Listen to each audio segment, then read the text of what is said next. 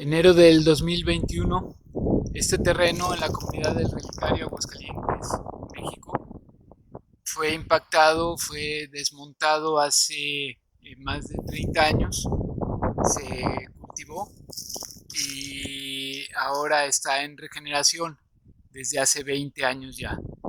Eh, lo que ven es todo vegetación nativa, con algo de introducción de algunas especies de México que han sido introducidas. Y la finalidad de nuestro trabajo es recuperar el suelo. Utilizando solo herramienta de mano,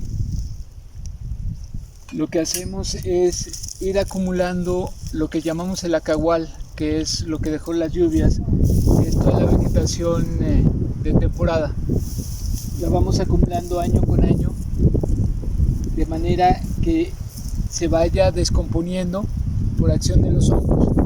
Si nosotros tocamos aquí, encontramos una temperatura fresca y una condición de humedad muy propicia para la formación de hongos. Este mezquite hace 15 años era un mezquite, una varita pequeña, insignificante, y vean ahora en lo que se ha convertido. Nosotros consideramos el bosque al revés. Le llamamos a todas las raíces que se encuentran subterráneas y que no vemos, que son por lo menos 3 veces en volumen el tamaño de la fronda aérea, del tronco y la fronda aérea.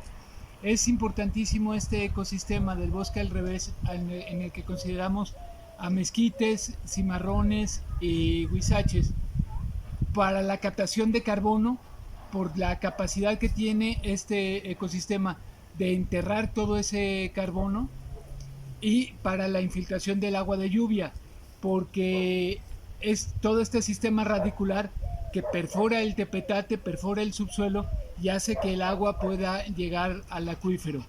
Entonces, el bosque al revés es nuestro mejor aliado contra el cambio climático por la capacidad tremenda de captación de dióxido de carbono en el sistema radicular. Esta es la subcuenca Cobos-Pargas-San Francisco, Aguascalientes, México.